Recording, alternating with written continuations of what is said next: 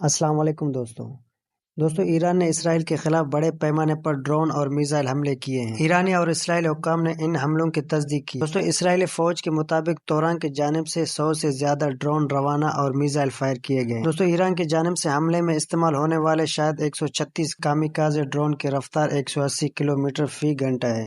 ایران اور اسرائیل کے درمیان فاصلہ 1600 کلومیٹر ہے، لہٰذا ان کامیکازے ڈرونز کو اسرائیل پہنچنے میں تقریباً 9 گھنٹے لگیں گے۔ دوستو غزہ کے پٹی میں حماس کے اکثریت پسندوں کے خلاف اسرائیل کی جنگ 6 ماہ سے زائد عرصے میں جاری ہے۔ اس جنگ میں وسط آنے کے خدشات ان دونوں ممالک میں کشیدگی کی وجہ سے پہلے ہی بہت بڑھ چکے ہیں۔ دوستو اس کشیدگی میں اضافہ اس وقت ہوا جب 1 اپریل کو دمشق میں ایرانی سفارت خانہ پر ایک فضائی حملے میں ایرانی پاسداران انقلاب کے ایک سینئر کمانڈر اور 6 دیگر افسران مارے گئے تھے۔ دوستو توران نے اس حملے کی ذمہ داری اسرائیل پر عائد کرتے ہوئے اس کارروائی کا جواب دینے کی دھمکی دی تھی۔ دوستو امریکہ اسرائیل سے